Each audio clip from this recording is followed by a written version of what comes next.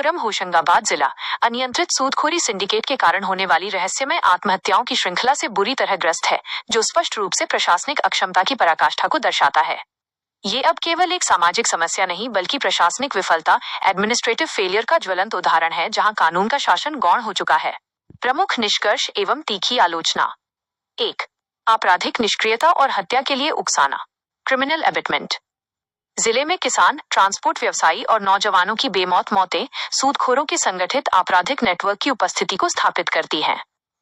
इन मामलों में जहां स्पष्ट रूप से पीड़ितों को आत्महत्या के लिए विवश किया गया है, पुलिस द्वारा केवल मर्ग इंक्वेस्ट कायम कर मामले को ठंडे बस्ते में डालना धारा 306 आत्महत्या के लिए उकसाना के तहत आपराधिक निष्क्रियता का संकेत है।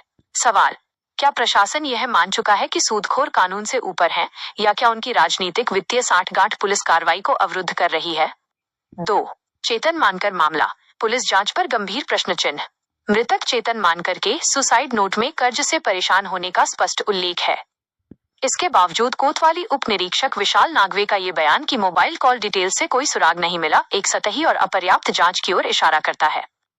एक इकलौते कमाने वाले की आत्महत्या के बाद पीड़ित परिवार, पत्नी त्रिवेणी और मां लता मानकर न केवल न्याय मांग रहे हैं, बल्कि आर्थिक सहायता से भी वंचित हैं।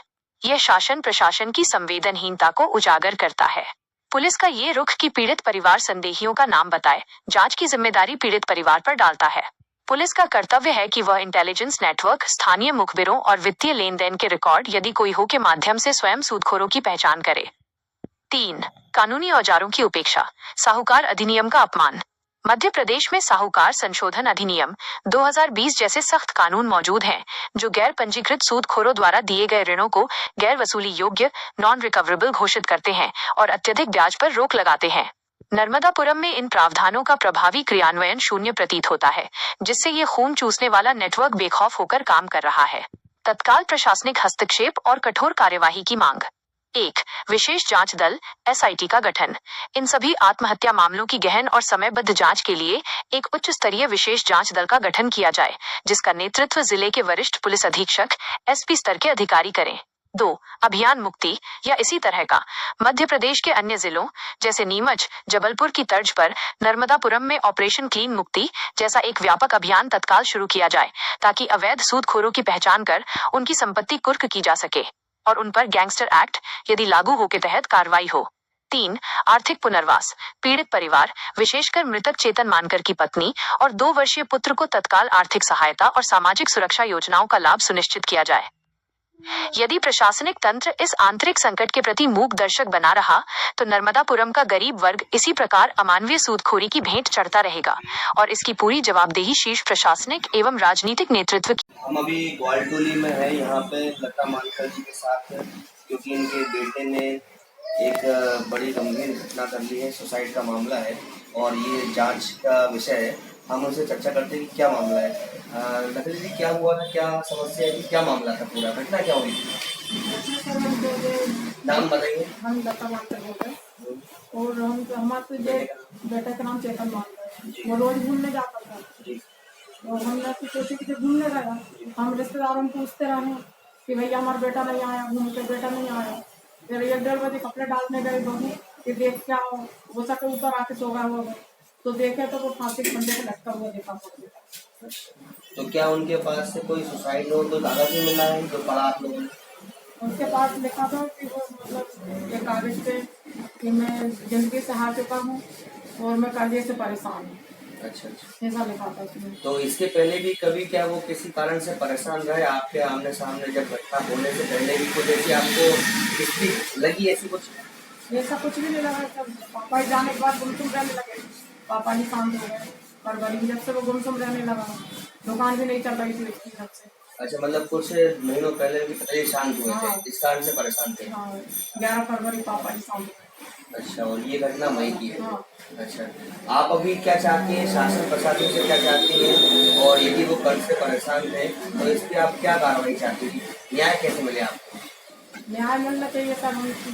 या तो हम अकेले हो गए, हमको बहू है, बेटा है छोटा 2 साल का, कुछ मदद मिलना चाहिए और कार्रवाई होना चाहिए। मतलब आपका कहना ये है कि जो यदि संदिग्ध स्थिति में ये घटना हुई है तो उन आरोपी पर कार्रवाई होना चाहिए। कार्रवाई कुछ भी नहीं हुई है और हमारा बेटा चला गया और हम तो कुछ मदद भी नहीं मिली, मदद मिलना चाहिए हमको। तो शासन से आपको इस मामले में कोई आर्थिक सहायता अभी तक मिली क्या? अभी नहीं मिली, कुछ नहीं मिला। तो आपकी क्या मांग है? मान सर जो भी 10 साल हम दे रहे हैं, हम हमारे मन से क्या बोलेंगे सर, हमारा तो बेटा ही चलेगा, क्या बोलेंगे। जी ठीक है, धन्यवाद। प्रदेश खुलासा के लिए अभिषेक चौधरी, नमदापुरम। चेतन की पत्नी त्रिवेणी के साथ में है और घटना के बारे में जानकारी देंगे। वो जो घटना हुई थी उसके बारे में आपको क्या पता है, कैसे हुई थी, या फिर उसके पहले की क्या खबर थी आपको? रात को बात है, रात मुझे कह रहे थे कोई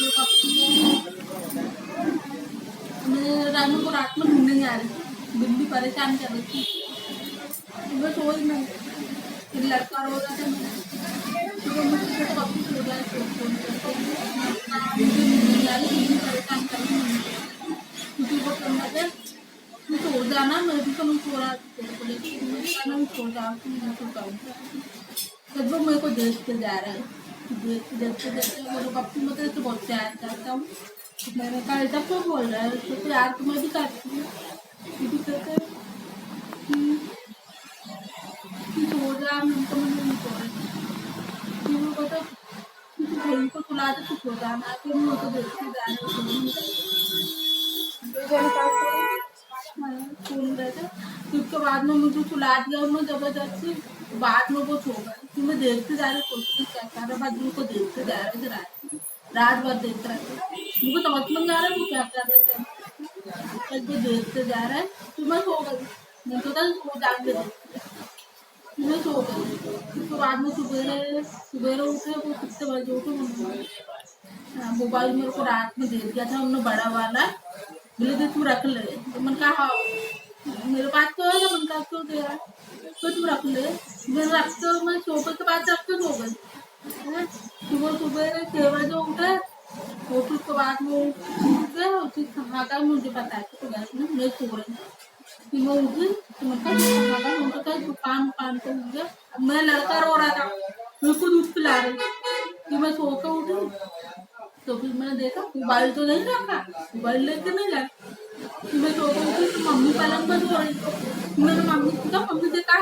मम्मी से नहीं पता है, मेरे को शायद बाहर घूमने गया होगा, मैंने चाय बनाई, वो जैसे इंतजार करते करते मम्मी दिन पर फोन लगा रही, खाना नहीं गया, मेरी फोन लगा दी, मेरा भाई को पूछा, मेरे भाई ने बोला कि रुक जाओ मैं फोन लगा दी, तो बोला दीदी का पता चला, मैं करना है,